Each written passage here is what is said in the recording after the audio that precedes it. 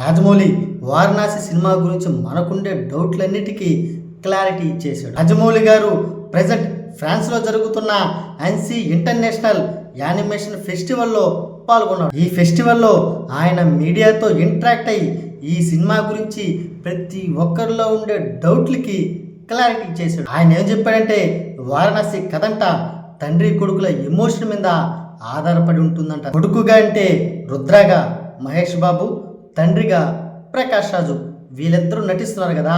దాంట్లో తండ్రి ప్రకాష్ రాజు శివభక్తుడంట. వీళ్ళిద్దరి మధ్య ఉండే ఎమోషన్ బాండింగే ఈ సినిమాకి మెయిన్ పిల్లర్ అంట. రుద్ర ఖండాలు దాటి విశ్వాంతరాలోకి ప్రయాణించడానికి కారణం ఏంటి అనేదే వారణాసి కథ అని చెప్పేశాడు రాజమౌళి. అలాగే ఈ సినిమాకి పార్ట్ 2 ఉండదని కూడా క్లారిటీ ఇచ్చేశాడు. ఈ విషయం మాత్రం హ్యాపీ న్యూస్. ఎందుకో చెప్పండి, పార్ట్ 2 కోసం 4-5 సంవత్సరాలు మనం వెయిట్ చేయనక్కర్లేదు కదా. ఇంకా ఈ సినిమాలో మైథలాజీ, సైన్స్ ఫిక్షన్, అలాగే టైం ట్రావెల్, వాటితో పాటు ఫ్యాంటసీ, యాక్షన్, అడ్వెంచర్ కూడా ఈ సినిమాలో ఖచ్చితంగా ఉంటుందంట. ఆఫ్రికాలోని అటవీ ప్రాంతాల నుంచి అంటార్టికాలోని మంచు కొండల వరకు, రామాయణంలోని దేవుళ్ళ నుంచి జాతీయ విపత్తుల వరకు అన్ని ఈ సినిమాలు ఇరికిచ్చేశాడు రాజమౌళి. అంటే ఈ సినిమా అన్ని హంగులు కలిపిన మల్టీ జోనర్ మూవీ అన్నమాట. కానీ వీటన్నిటికీ మూలం మాత్రం తండ్రి కొడుకుల ఎమోషనే అంట. ఆ ఎమోషన్ నుంచే ఫ్యాంటసీ వరల్డ్ మొదలవుతుంది అన్నాడు. అయితే ఈసారి మాత్రం ఎమోషన్కి పెద్ద పీట వేస్తున్నాడు రాజమౌళి, మహేష్ అన్న.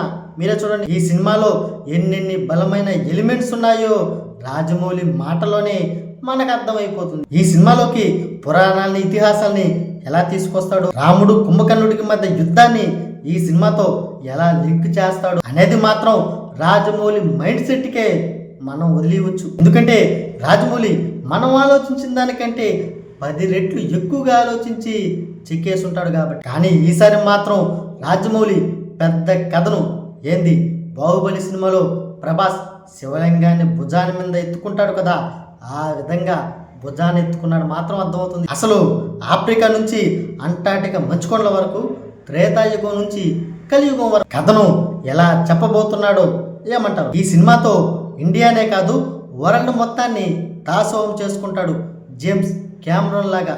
ఏమంటారు?